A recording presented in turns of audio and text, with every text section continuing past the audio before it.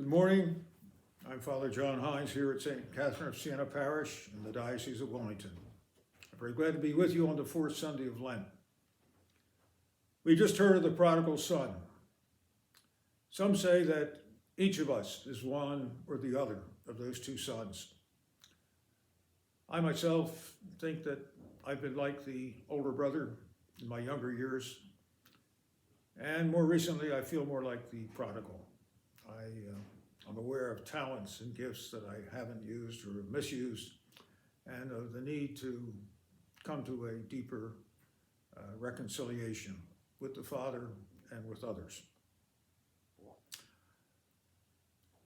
The younger son had left home, as the story tells us, with a great deal of, you almost say, ignorance of his father.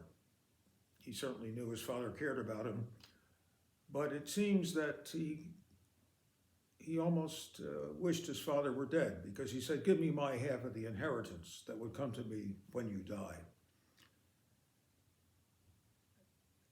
And by the end of his adventure, he had become so abject, so full of regret, guilt, maybe even self-hatred, that he only returned to his father's place because he knew that would be the one place he would be accepted.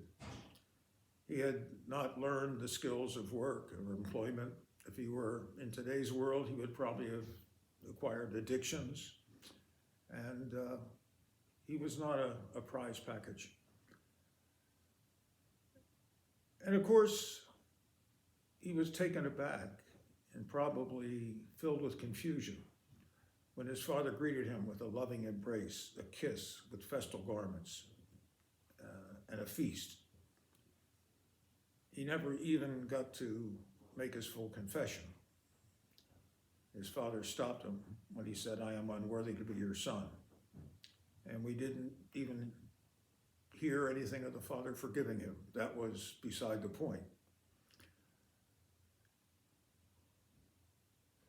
So we're reminded today, as we hear that gospel, that it's very important for all of us to be reconciled with God.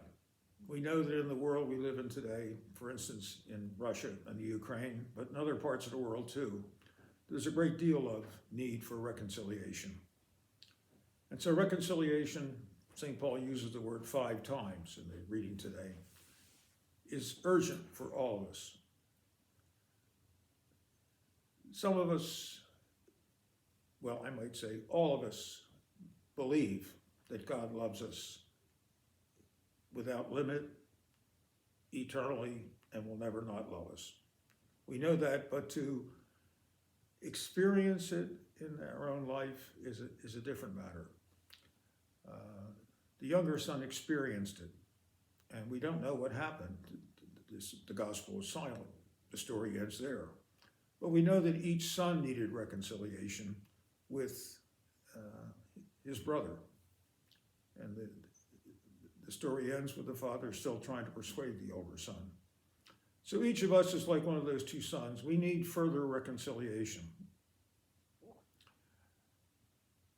Reconciliation could be said to be being loved by God and needing to receive that love, to love the other in return, the brother, the sister, other human beings.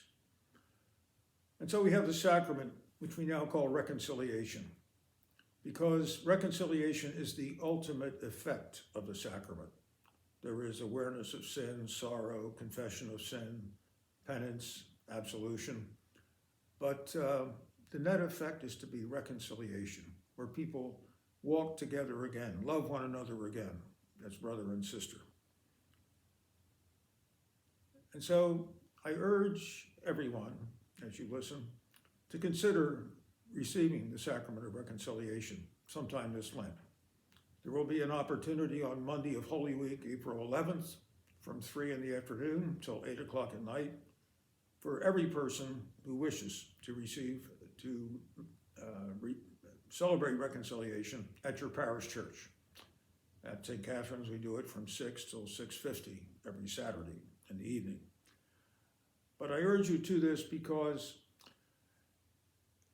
to realize God's love for me, sometimes it has to be like the prodigal son, that I have to face up to a fault, or perhaps something from my past, which is more serious than I realized, and bring it before God, and let God embrace me, and then share that embrace with others.